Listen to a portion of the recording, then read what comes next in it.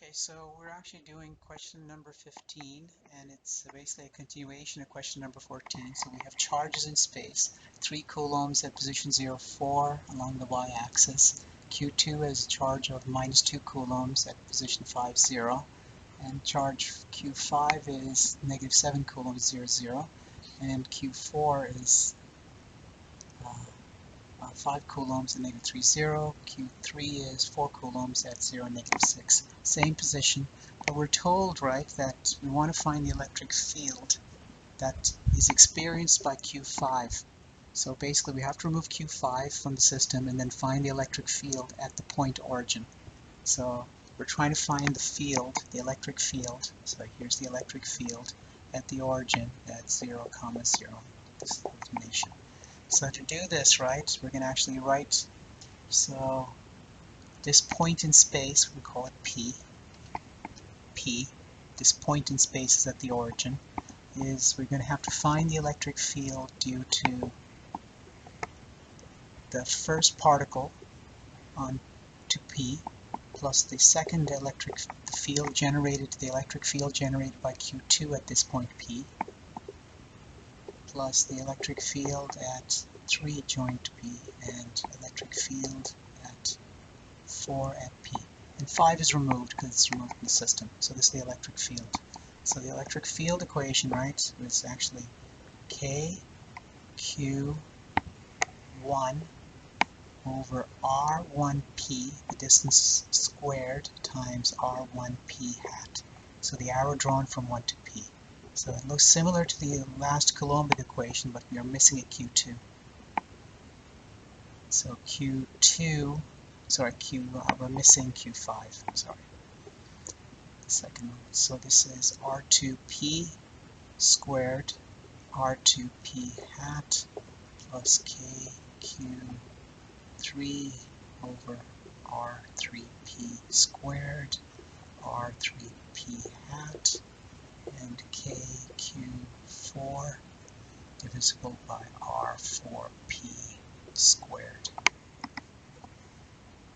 Okay, so we can actually plug in directly the answers to everything. So this is really 9.0 times 10 to the 9 for Coulombic constant. Q1 has a charge of 3 coulombs.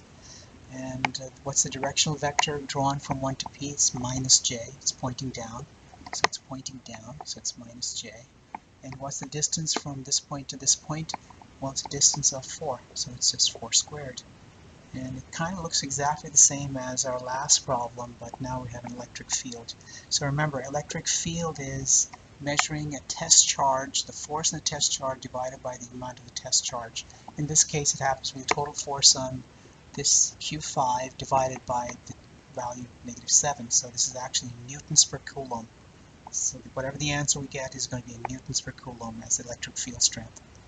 So this is 9.0 times 10 to the 9 times Q2 happens to value of minus 2.